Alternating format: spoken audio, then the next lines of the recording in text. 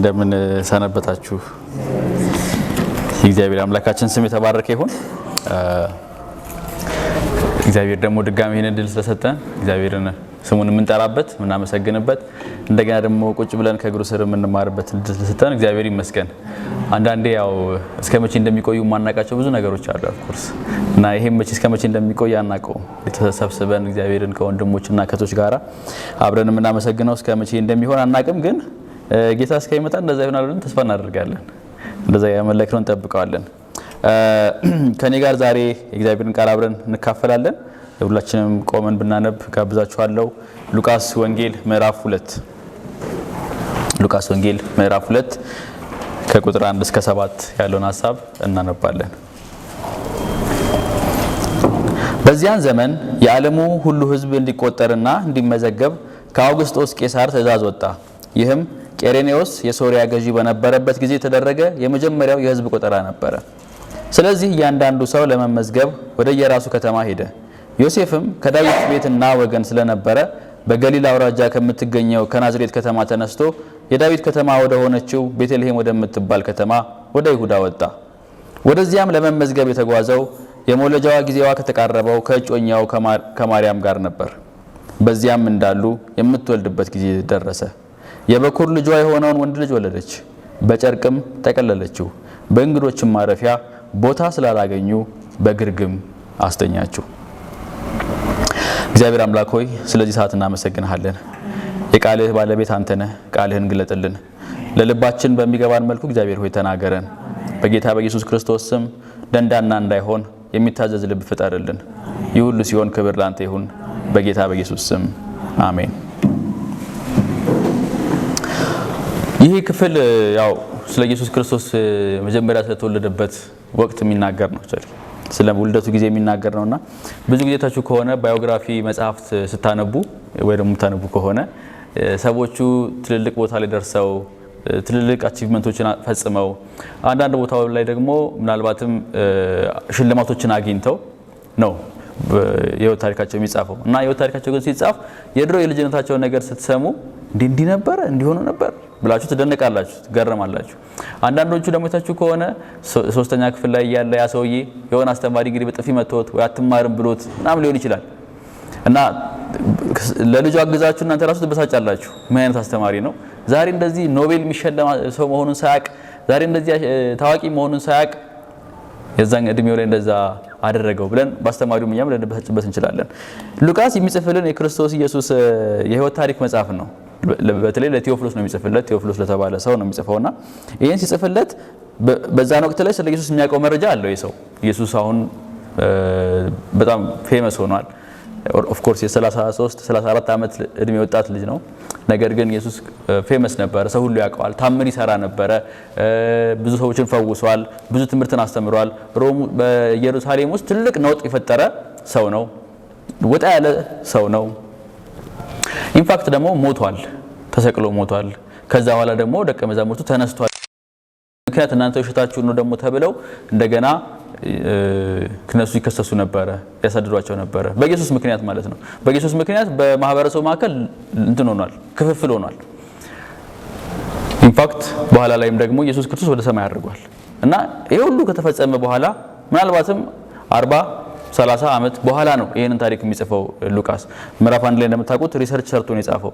ሰዎችን ጠይቄ የአይን ምስክሮችን ጠይቄ መጽሐፍትን አገላብጬ ነው ይሄንን የምነግርህ እና በእኛ መካከል የሚወራው ነገር ይሄ ነው ስለ ኢየሱስ ክርስቶስ ብሎ ነግሮት ነበርና ስለ ኢየሱስ ይሄ ሰውዬ የነበረው መረጃ ወይ ደግሞ የሚያውቀው መረጃ ይሄንን ነው። በደረሰበት ጊዜ እንግዲህ ወንጌልን በሰማበት ጊዜ ያለው መረጃ ነው። ኦፍ ኮርስ ሉቃስም በእርግጥ ወንጌልን የሰማው በነ ጳውሎስ አገልግሎት ወቅት ነው። ሐዋርያት ሥራ ምዕራፍ 16 ላይ እዛ አካባቢ ላይ ነው ከነሱ ጋር አብሮ ጆይን ያደረገው እና ወደ ኋላ ተመልሶ ስለ ኢየሱስ ክርስቶስ መወለድ ግን ይነግረዋልና ይሄን በሚነግረው ጊዜ ኢየሱስ ዛሬ እንደዚህ ታዋቂ ሆኖ ኦፍ ኮርስ አማማቱም እንትን ነው የወንጀለኛ ነው፣ ግን ንጉስ ነኝ ብሎ ነው ክሌም ያደረገው። ንጉስ ነው ብሎ የሚከተሉት ደቀ መዛሙርቱም ህዝቡም ደግሞ እንደ ታምራት አድራጊ ይመለከተው ነበር። ይሄ ሰው ግን በልጅነቱ ወደዚህ ምድር ሲገባ ሂደቱ ምን ይመስል ነበር? አሁን ባነበብነው ክፍል ላይ ይሄንን ይነግረዋል። በወቅቱ የሮም ንጉስ ገዢ ቄሳር የህዝብ ቆጠራ ሊደረግ አስቦ ስለነበረ አዋጅ አውጥቶ ስለነበረ ሁሉም ሰው ወደ የተወለደበት ስፍራ ይሄድ ነበረ። ለግብር ነው፣ ግብር ለመሰብሰብ ነው የህዝብና ቤት ቆጠራው። የህዝብ ቆጠራው አክቹአሊ ዘንድሮ ነው የህዝብና ቤት ቆጠራ የሆነው። የህዝብ ቆጠራ የተደረገው የዛን ጊዜ ላይ ነው፣ በዛን ወቅት ነውና ይሄ በሚደረግበት ጊዜ ዮሴፍና ማርያም እጮኛሞች ነበሩ። ያው ታውቁታላችሁ። ማርያም የዮሴፍ እጮኛ ነበረች። ምናልባት የ16 ዓመት 17 ዓመት ልጅ ብትሆን ነው። ዮሴፍም እንደዛው ከ20 ዓመት አይዘልም። እነዚህ ቲኔጆች እነዚህ ወጣት ልጆች እጮኛሞች ነበሩ እና እንጋባለን፣ በወግ በማድረግ እንዳራለን እንዳቅማችን፣ ምንም እንኳን የድሃ ሰፈር ልጆች ቢሆኑም እንዳቅማችን ግን የሆነች ነገር ሰርገን ቤተሰቦቻችን መርቀውን እንጋባለን ብለው ሲጠብቁ በመሃል ላይ ግን እህት ማርያም ጸንሳ ተገኘች እና ይሄ ደግሞ ወንጀል ነው፣ ኃጢአትም ነው፣ ኪዳን ማፍረስም ጭምር ነው። በአይሁድ ሕግ በአንድ ወንድና አንድ ሴት እጮኛሞች ሆነው ለዓመት ይቆያሉ እና የሰርጋቸው ቀን እስኪወሰን ድረስ ሁለቱም ከጋብቻ ውጪ እንደ ባልና ሚስት ነው የሚቆጠሩት፣ አብሮ ከመተኛት ውጪ ማለት ነው። ነገር ግን በዚህ መሃል ላይ ማርያም ጸንሳ ተገኘች። በጣም ይወዳት ስለነበረ ሊያጋልጣት አልፈለግም። ከኔ አይደለም ብሎ አልተናገረም ዮሴፍ። ግን ደግሞ በቃ በስውር ዞር ልበል አለና ይሄን ውሳኔ በልቡ ያብሰለሰለ ያለ መንፈስ ቅዱስ መጣና መልአኩን ልኮ እግዚአብሔር ከኔ ነው እና ለመውሰድ አትፍራ እጮኛ ማርያምን አለው።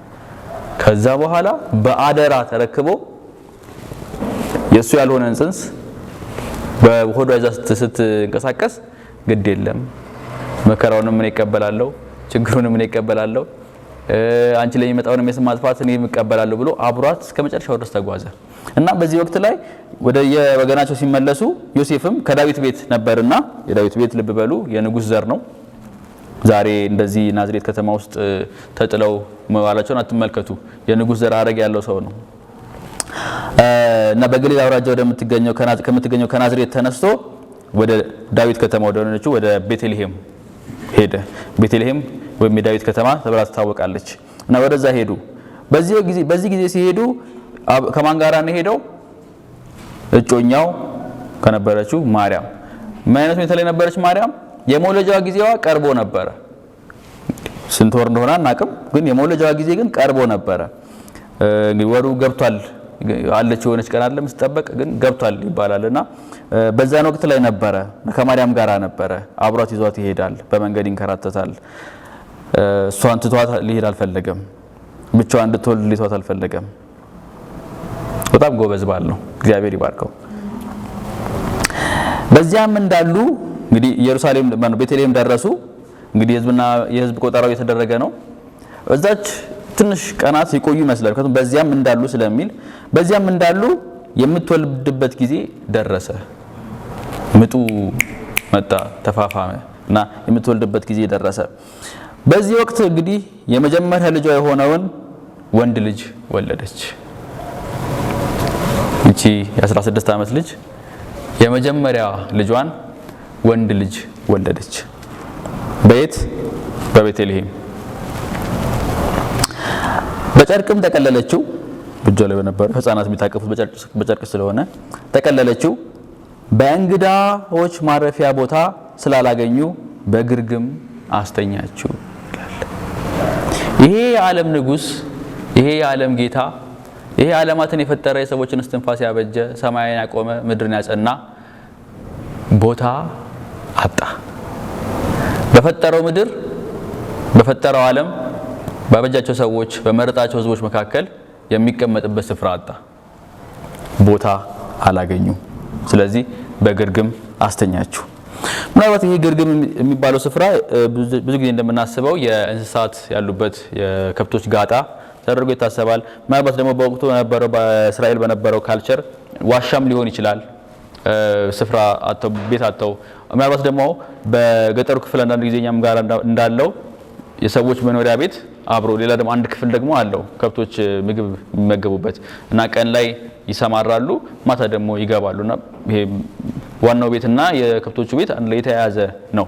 ብቻ ምንም ይሁን ምንም በከተማይቱ ውስጥ ግን ለዚህ ሰው ለዚህ ህፃን የሚሆን ቦታ ጠፋ። እንድናደርግ የምፈልገው እንደው ለዚህ ሰው የሚሆን ለዚህ ህፃን ልጅ የሚሆን ቦታ ማግኘት አይቻልም ነበር የሚለውን እንድናይ ነው የምፈልገው። ምክንያቱም ንጉስ ነው የሚወለደው፣ የዓለም ንጉስ ነው። ስለዚህ አንድ ሰው ምናልባት ይሄ ልጅ በነገስታት ቤት ስፍራ ሊያገኝ ይችል ይሆናል ብሎ ሊያስብ ይችላል።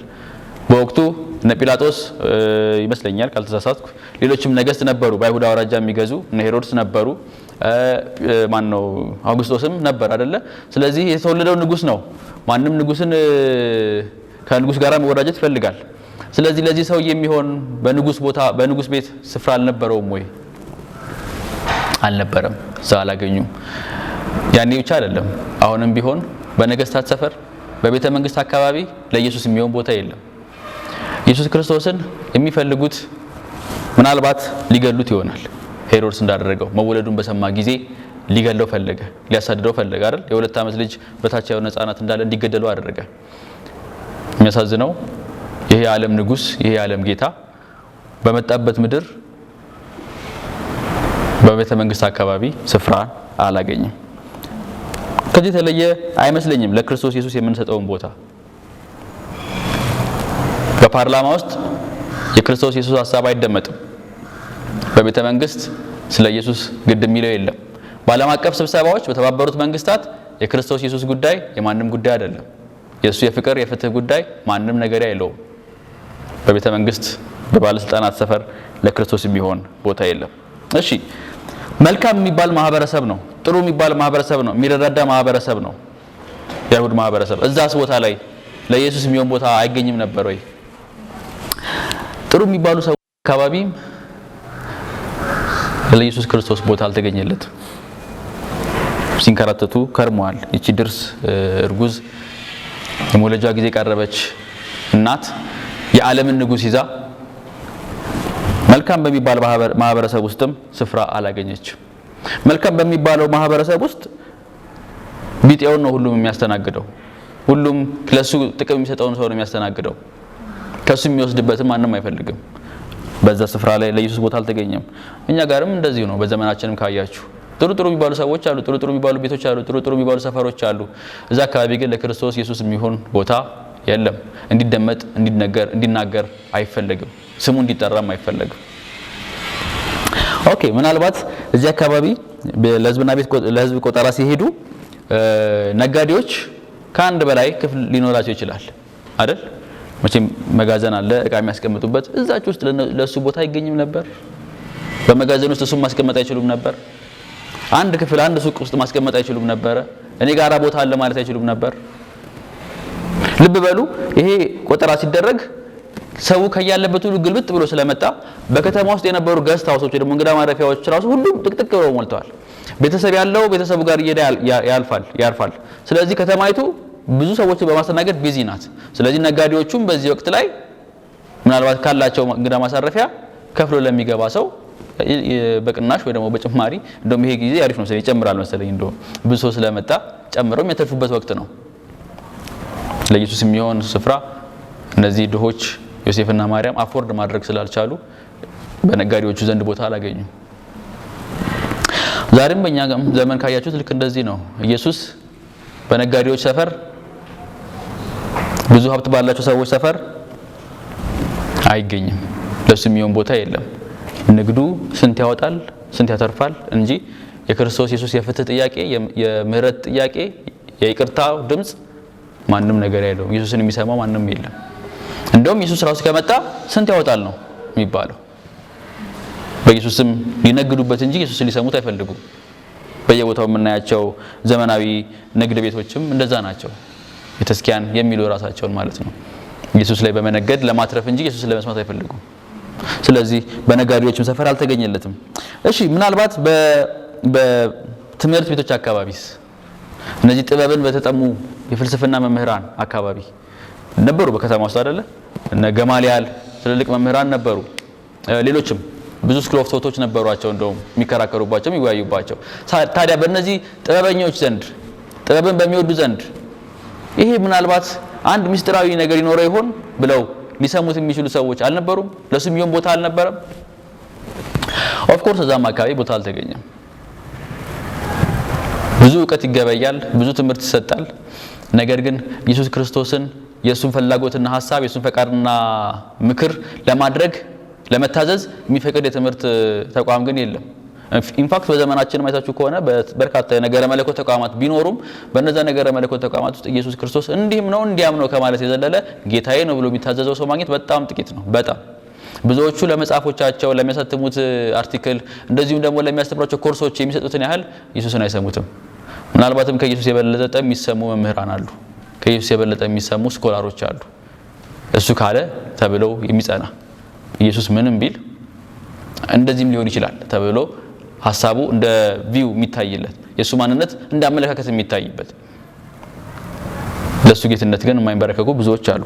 ስለዚህ ያኔም ዛሬም በትምህርት ቤቶች አካባቢ ለክርስቶስ ኢየሱስ ቦታ አልነበረም። እሺ ምኩራብስ? በየቦታው ምኩራቦች ነበሩ። መጻሕፍትን ይመረምሩ ነበረ። መሲሁ አንድ ቀን እንደሚወለድ ከነሱ መካከል ላይ መጣ ይጠብቃሉ። እንደውም ሄሮድስ በጠየቃቸው ጊዜ ማቴዎስ ላይ እንደምታስታውሱት አንቺ ቤተልሔም ከይሁዳ ገዢዎች ከቶ አታንሽም፣ ሕዝቤን እስራኤልን የሚጠብቅ መሲህ ከአንቺ ይወጣል ተብሎ ተነግሯል በነብዩ ሚክያስ ብለው ሳይት አድርገዋል። ይመረምሩ ነበረ፣ ይጠብቁ ነበረ፣ ቃሉን ያጠኑ ነበረ።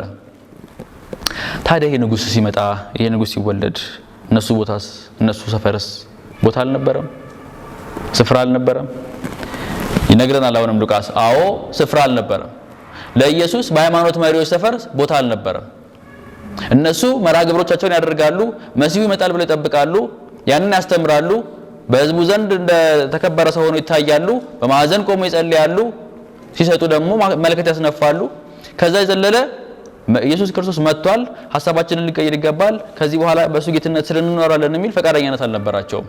የሃይማኖቱም ሰፈር ለክርስቶስ ኢየሱስ ቦታ አልነበረውም። ዛሬም እንደዚሁ ነው።